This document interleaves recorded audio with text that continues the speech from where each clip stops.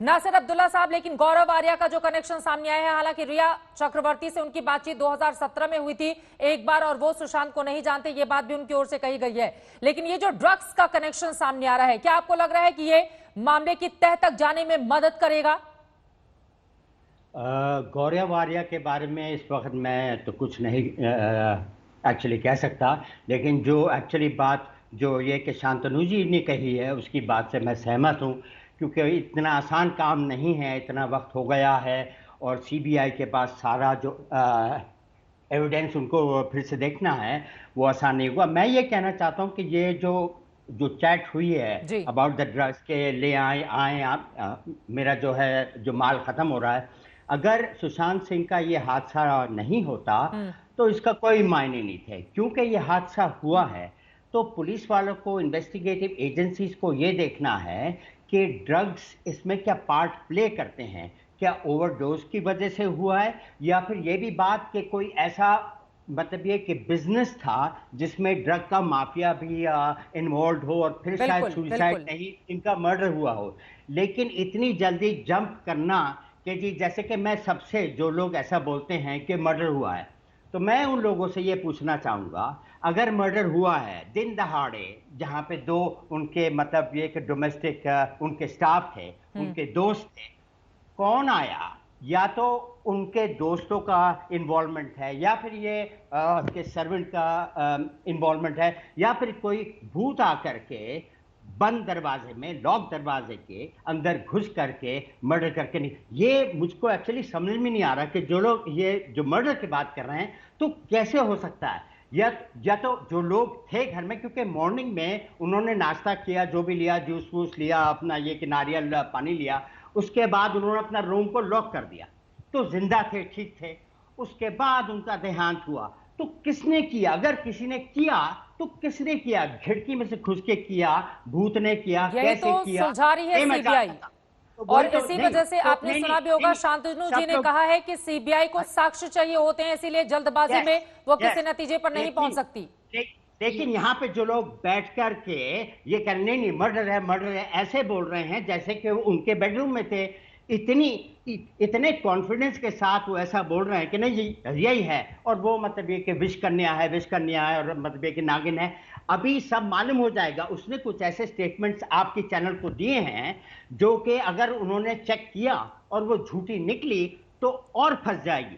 लेकिन drug connection को लेकर भी तो रिया चक्रवर्ती सच नहीं बोल रही है ना। अगर 2017 से ही ड्रग्स कारोबारी के साथ उनका चैट सामने आता है और वो ये कहती हैं कि सुशांत सिंह राजपूत ड्रग लेता था, बकायदा वो नाम भी कोड करती हैं और खुद के बारे में वो कोई जानकारी नहीं देती हैं, तो जाहिर तौर पर उनसे सवाल पूछे जाएंगे नासिर साहब। तो फिर इनके ऊपर इल्जाम नहीं आएगा। अगर शांतनु जी नहीं, SSR जी वो ये कि काफी अरसे से ले रहे थे, तो इसका मतलब ये है कि इनको ड्रग्स की तरफ धकेला नहीं गया। होता है, बहुत से लोग विदेश में 13-13 साल के बच्चे वहां पे देखा है मैंने, पीते हैं अपना गांजा, तो आसानी से पीते हैं बहुत सालों से। लेकिन ये सब कुछ रिया पे लाना, मुझे अभी ऐसा लगता है कि ये कि सही नहीं होगा। हाँ, उन्होंने अगर उनके पैसे उड़ाए हैं, जो भी किया है वो अलग बात है भाई। जब आप ठीक है, मतलब आपको लगता है कि ड्रग्स की तरफ धकेलने में रिया चक्रवर्ती का हाथ नहीं है, ऐसा माहौल होता है जिसमें खुद ब खुद इंसान फंसता हुआ चला जाता है। आपकी बातों से मुझे ये समझ में आया। लेकिन कई बार कई सारे मामलों में हमने ये भी देखा है कि दूसरों का करियर खराब करने के लिए या फिर आपस की गुटबाजी में दूसरे को नुकसान पहुंचाने के लिए भी कई बार ड्रग्स के ओवरडोज, जैसा कि कंगना रनौत भी ड्रग्स को लेकर लगातार अपनी बात कहती रही है। मैं आऊंगी, लेकिन सुमित चंद्र जी ने अपनी बात नहीं रखी। एक बार मैं जल्दी से उनका पक्ष जान लेती हूँ। सुमित चंद्र जी, पूरे मामले को कैसे आगे बढ़ता हुआ आप देख रहे हैं? और इन सब के बीच रिया चक्रवर्ती से तो पूछताछ चल ही रही है, श्रुति मोदी भी अहम कड़ी है जिनसे पूछताछ की जा रही है, क्योंकि ड्रग्स को लेकर इन लोगों की चैट सामने आ गई है। लेकिन परिवार को भी ड्रग्स के मामले में जानकारी थी। अशोक सराबगी जी जो हमारे साथ इस वक्त मौजूद हैं, श्रुति मोदी के वकील, उनकी ओर से कहा जा रहा है कि परिवार को इस बारे में जानकारी थी कि सुशांत ड्रग्स लेते थे। तो किस तरह से पूरे मामले को आगे बढ़ता हुआ आप देख रहे हैं और क्या लग रहा है कि इसके जरिए अब कड़ियों को सुलझाने के करीब पहुंच रही है सीबीआई? देखिए, यही बात है जो बार बार ये बात आ रही है कि जी इतने टाइम से इन्वेस्टिगेशन चल रही है, क्यों इतना टाइम लग रहा है? अच्छा है इतना टाइम लग रहा है, आप इन्वेस्टिगेशन को समझने की कोशिश करिए।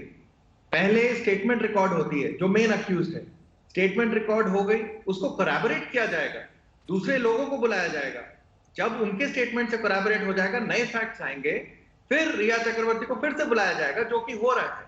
तो ये उनका बार बार बुलाना, ये सारा इन्वेस्टिगेशन में इतना टाइम लगना, ये अच्छी बात है, क्योंकि जो भी इन्वेस्टिगेशन है वो थरो इन्वेस्टिगेशन हो रही है, इसमें जल्दी करने का तो कोई सवाल ही नहीं उठता है। मेरे ख्याल से सीबीआई जो कर रही है बहुत अच्छे ढंग से कर रही है, एंड हमारी प्रीमियर इंस्टीट्यूशन है, इन्वेस्टिगेटिंग एजेंसी है, इस पे जल्दी करने का दबाव तो आना ही नहीं चाहिए।